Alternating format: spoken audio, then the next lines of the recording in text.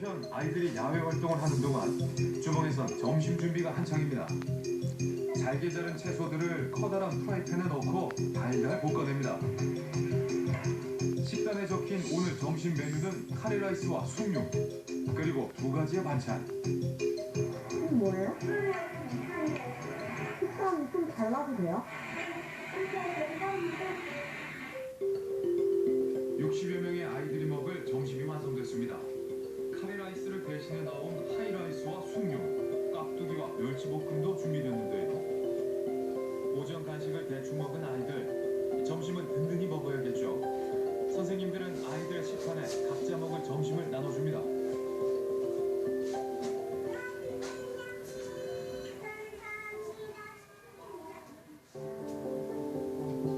감사히 먹을 점심. 그런데 아이들의 식판엔 군데군데 빈 곳이 눈에 띕니다. 그나마 있는 반찬엔 손도 대지 않고 꾸역꾸역 밥만 먹는 아이들도 보이는데요. 반찬은 거의 안 먹는 거야?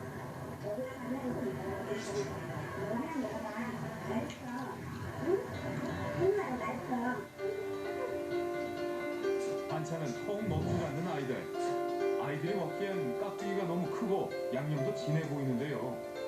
아이들에겐 순하게 양념한 잘게 썰은 깍두기가 있어야 할 법하지만 옆에 앉은 선생님이 먹는 것 그대로 올려져 있습니다. 이렇게 간식과 점심을 먹는 아이들, 옳은 영양 섭취가 될지 걱정입니다. 그런데 이 어린이집 급식에 어른들은 절대 모르는 비밀이 있다는데요. 현직 어린이집 교사로 일하고 있다는 제보자는 아이들 급식에 심각한 문제가 있다고 말합니다. 한 반이 4세면 보통 8, 9명 들어가거든요. 그러면 교사까지 합쳐서 9명, 10명이 먹어야 되는데 그 양을 고등어 반마리를 토막토막 내서 가시나 뼈나 이런 거 다루면 정말 적어지잖아요.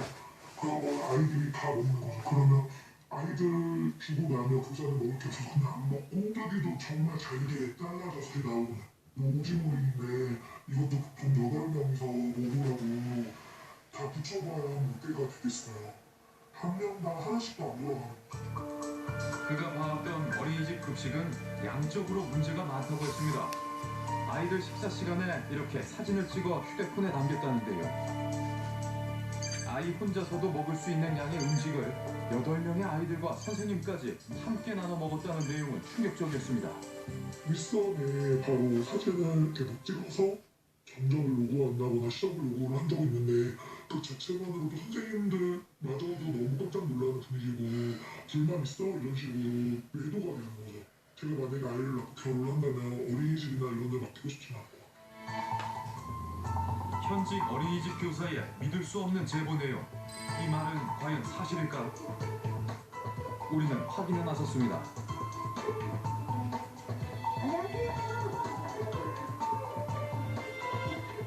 이곳 가정 어린이집엔 20여 명의 영유아들이 생활합니다.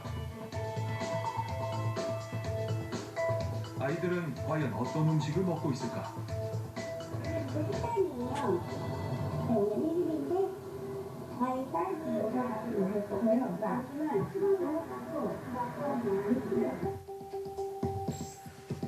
오늘 점심은 사조밥에 건새우 묵국, 메추리알을 양념한 반찬이 나온다고 하는데요. 오늘 어리자도 참 거듭났어요. 일주일간 쓸 식재료를 정리 중인 원장. 재료들의 상태는 괜찮아 보입니다. 잠시 후 아이들에게 먹일 간식을 준비합니다.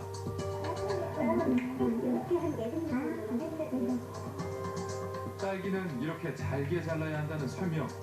아이들이 먹기 편하게 하기 위해서라는데요.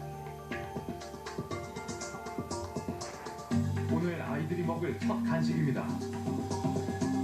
간식을 기다리는 아이들 앞에서 한 사람 분량씩 딸기가 나눠집니다. 양념이 끝내야 되는구나.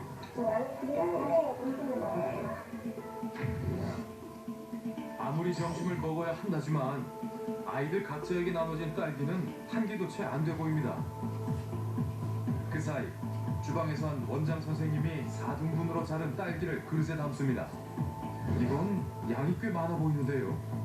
그런데 휴대폰으로 이 그릇의 사진을 찍는 원장.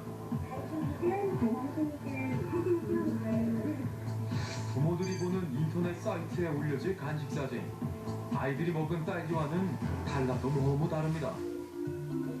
아이들의 점심시간. 급식 도우미 선생님이 식판에 밥과 반찬을 정성 들여 담는데요. 한눈에 보기에도 푸짐한 양. 아이들이 먹기에 손색이 없어 보입니다. 그리고 잠시 후 또다시 식판에 사진을 찍는 원장. 그런데 원장의 사진 촬영이 끝나자 도우미 선생님이 식판을 다시 비워냅니다. 밥도 반찬도 모두 털어내는데요. 왜 아이들에게 가져가지 않는 걸까요? 아이들이 식사 중인 방으로 가봤습니다. 그런데 방금 전 사진을 찍은 식판과는 전혀 다른 모습. 다른 어린이들의 식판 역시 상황은 마찬가지였는데요. 사진으로 찍었던 식판과 아이들이 먹는 식판을 비교해보니 그 양의 차이가 어마어마합니다.